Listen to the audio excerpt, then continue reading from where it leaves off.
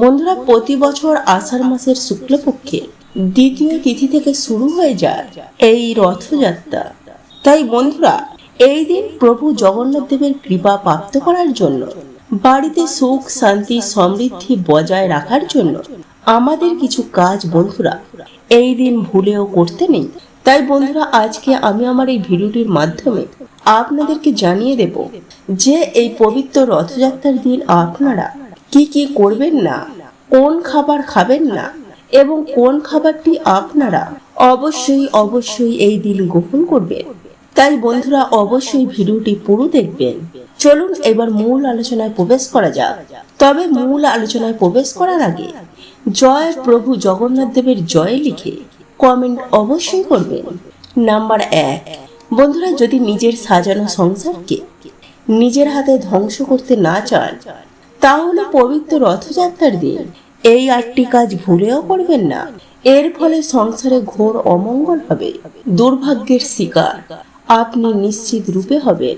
তাই বন্ধুরা, আপনারা যদি আপনাদের স্বামী সন্তানের অমঙ্গল না চান, তাহলে শাস্ত্রের এই বিধিনিষেধ মেনে চলুন, নতুবা জীবনে ভয়ঙ্কর দুর্ভাগ্য নেমে আসবে। বন্ধুরা, আপনারা প্রত্যেকেই জানি যে এই পবিত্র রথযাত্রা হিন্দু ধর্মের একটি অন্যতম উৎসব। বিভিন্ন শাস্ত্রে এই দিনে মাহাত্ম্যের কথা বর্ণনা করা হয়েছে, যা আর 5টা দিনের মতো নয়। আর আপনি যদি এই পবিত্র রথযাত্রার দিন এই সব কাজগুলি থেকে নিজেদেরকে বিরত রাখেন, তাহলে আপনার জীবনে অখণ্ড সৌভাগ্য আসবে। বন্ধুরা, আপনারা যদি এই ভিডিওটি সম্পূর্ণ দেখেন, তাহলে আপনারা বুঝতে পারবেন যে আমাদের দুর্ভাগ্যের জন্য আমরা নিজেরাই কতটা দায়ী। কারণ এই পবিত্রতম দিনে এই সব কাজগুলি করা একেবারে অনুচিত। এতে প্রভু জগন্নাথ দেব রুষ্ট হবে এবং প্রভু শ্রী জগন্নাথ দেবের আশীর্বাদ ও কৃপা থেকে আপনি এবং আপনার পরিবার বঞ্চিত হবেন। সেই সঙ্গে আপনাদের জীবনে সুখ শান্তি নষ্ট হবে। তাই শাস্ত্রের বিধি বিধান অনুসারে নিজের সৌভাগ্যকে ফিরে পেতে অবশ্যই প্রত্যেককে এই নিয়মগুলি মেনে চলতে হবে। বন্ধুরা, আমি সবার প্রথমেই যে কাজটির কথা বলবো তা হলো, বন্ধুরা, এই পবিত্র রথযাত্রার দিন সকালে ঘুম থেকে উঠে কারোর মুখ দেখবেন না। সবার প্রথমেই সকালে ঘুম থেকে উঠে প্রভু জগন্নাথ দেব অথবা রাধা কৃষ্ণের দর্শন করুন। নাম্বার 2, রথযাত্রার দিন বাড়িতে কোনো রকমের জঙ্গল পরিষ্কার করবেন না বা গাছপালা জাতীয় কোনো কিছু একদমই কাটবেন না। নাম্বার 4, এই দিন কোনো রকমের জীব হত্যা বন্ধুরা ভুলেও কিন্তু করবেন না। কারণ প্রভু জগন্নাথ দেব হচ্ছেন জগতের নাথ। এই সৃষ্টির সকল জীব তারই সন্তান। তাই অযথা বন্ধুরা বিনা কারণে কিন্তু এই কার্যগুলি করবেন না। বন্ধুরা, এই পবিত্র রথযাত্রার দিন আপনারা কোনোভাবেই দেরি করে ঘুম থেকে উঠবেন না। কারণ এই দিনের মাহাত্ম্য বন্ধুরা আপনারা আগেই জেনেছেন বা এই দিনটি সম্পর্কে আপনি অবশ্যই অবগত আছেন। তাই বন্ধুরা, শাস্ত্র মতে বলা হচ্ছে যে এই মহাপূর্ণ পবিত্র দিনে কোনোভাবেই ঘুম থেকে দেরি করে উঠবেন না। তাই সকাল সকাল ঘুম থেকে উঠে পড়ুন, স্নান করে শুদ্ধ বস্ত্র পরিধান করে আপনি প্রভু জগন্নাথ দেবের যে কোনো মন্ত্র পাঠ করতে পারেন, সূর্যদেবের উদ্দেশ্যে প্রণাম জানাতে পারেন। এতে আপনার জীবনে সৌভাগ্য ফিরবে। যাই হোক বন্ধুরা, এরপর দ্বিতীয় যে কাজটির কথা বলবো তা হলো, পুজোর স্থানে কোনোভাবে চটি বা জুতো পরে ভুলেও যাবেন না। এতে আপনার জীবনে চরম ভয়ঙ্কর দারিদ্রতা নেমে আসবে, সেই সঙ্গে মহাপাপে ডুববেন। হ্যাঁ বন্ধুরা, একই সাথে আপনারা কোনোভাবে প্রভু শ্রী জগন্নাথ দেবের আশীর্বাদ ও কৃপা পাবেন না। এর ফলে প্রভু শ্রী জগন্নাথ দেব আপনার প্রতি রুষ্ট হবেন। তাই পুজোর স্থানে কোনোভাবে জুতো বা চটি পরে নিজের বিপদ নিজে ডেকে আনবেন না। বন্ধুরা, আপনিই পারেন আপনার সৌভাগ্যের চাবিকাঠি খুঁজে পেতে। যাই হোক, এইবার যে তৃতীয় কাজটির কথা বলবো তা হল, পবিত্র রথযাত্রার দিন কোনোভাবে বাড়ির মধ্যে ঝগড়া ঝামেলা অশান্তি কলহ মারপিট এইসব কাজগুলি করবেন না। বন্ধুরা, আপনারা হয়তো প্রত্যেকেই জানেন শাস্ত্র মতে যে বাড়িতে ঝগড়া বিবাদ কলহ হয় না, সেই গৃহেতে সুখ শান্তি সমৃদ্ধি বসবাস করে। তাই শাস্ত্রের বিধি বিধান অনুসারে বলা হয়েছে নিজের গৃহে সদা সর্বদাই সুখ শান্তি বজায় রাখতে এবং পরিবার পরিজনকে নিয়ে সুখে শান্তিতে বসবাস করতে। তাই বন্ধুরা, পবিত্র রথযাত্রার দিন ভুল করেও বাড়ির মধ্যে ঝগড়া কলহ অশান্তি একদম করবেন না। এর ফলে আপনাদের সংসারে মহা বিপদ নেমে আসবে। এরপর চতুর্থ যে কাজটির কথা বলবো তা হলো, বন্ধুরা, এই পবিত্র রথযাত্রার দিন গুরুজনদেরকে কোনোভাবে অপমান করবেন না। এতে প্রভু শ্রী জগন্নাথ দেব রুষ্ট হবে। তাই বন্ধুরা, আপনারা এই দিনে কোনোভাবে কোনো পরিস্থিতিতে গুরুজনদের অপমান কটু কথা বলবেন না। হ্যাঁ বন্ধুরা, তাদের মনে দুঃখ দেবেন না। এতে ভগবান আপনার প্রতি বেজায় রুষ্ট হবেন। ভগবানের কৃপা লাভ থেকে আপনি বঞ্চিত থাকবেন। এরপর পঞ্চমত যে কাজটির কথা বলবো তা হলো, বন্ধুরা, এই পবিত্র রথযাত্রার দিন বাড়িতে যদি কোনো অসহায় দরিদ্র দুঃখী মানুষ আসে, তাকে কখনো ভুল করেও তাড়িয়ে দেবেন না। বন্ধুরা, এই দিনের মাহাত্ম্য সম্পূর্ণই আলাদা। শাস্ত্রমতে আমরা প্রত্যেকেই জানি যে দান ধ্যান করলে পূর্ণতা অর্জন হয় এবং জীবন থেকে পাপ ক্ষয় হয়।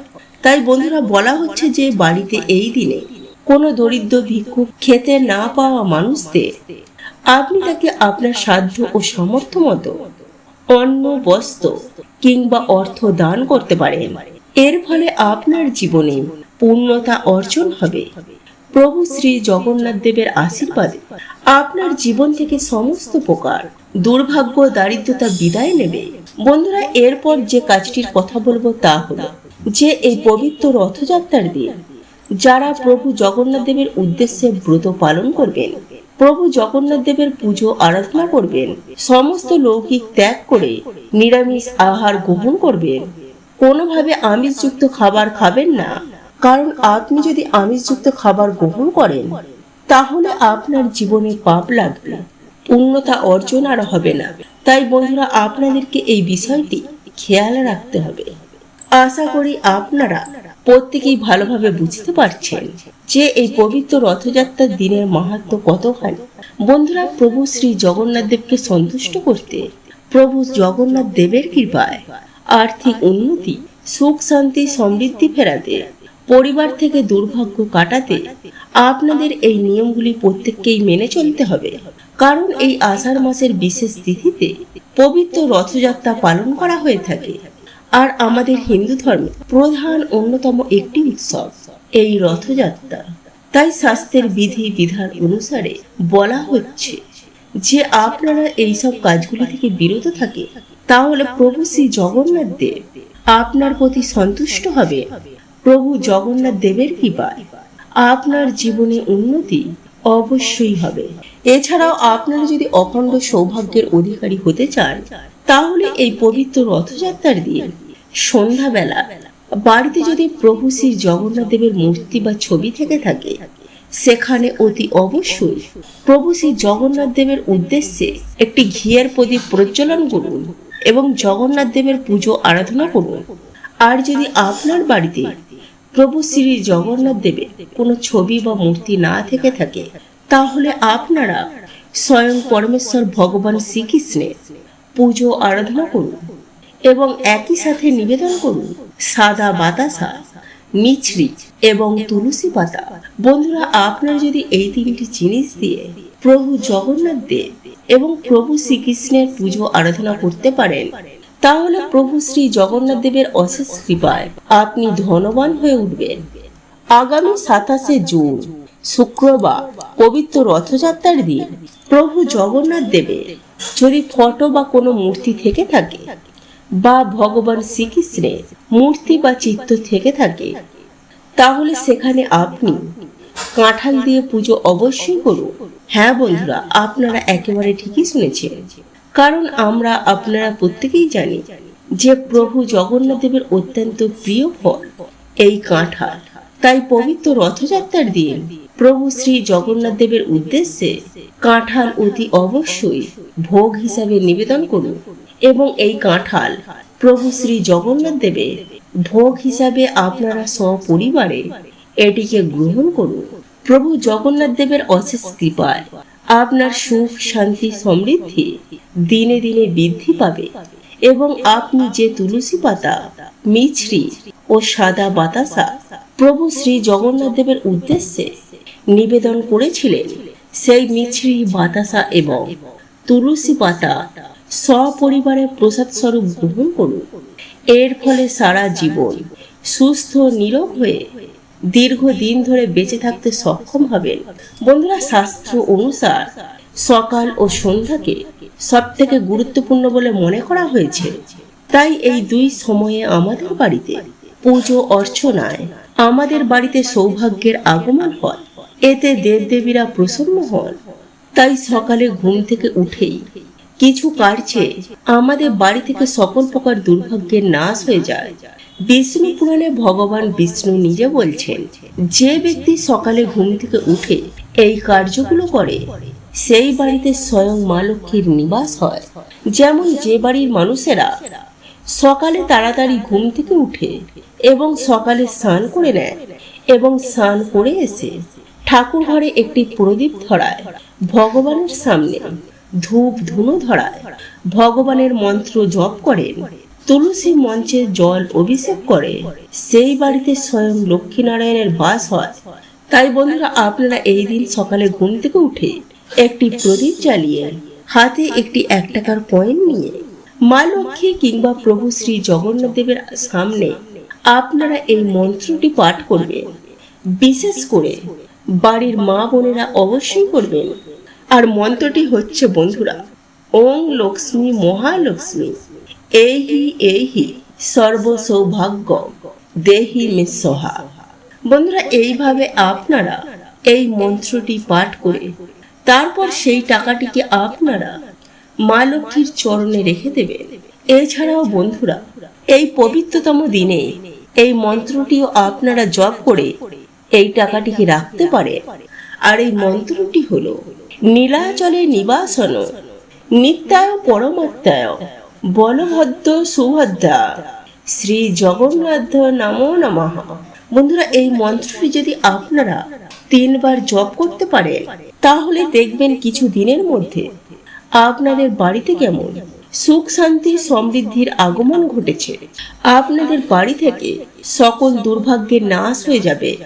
যাই হোক বন্ধুরা, এইবার আমি আপনাদেরকে জানিয়ে রাখি, আগামী 27শে জুন শুক্রবার পবিত্র রথযাত্রার দিন কোন ফলটি পেলে আপনারা হাতছাড়া করবেন না, তা হলো বন্ধুরা কাঁঠাল।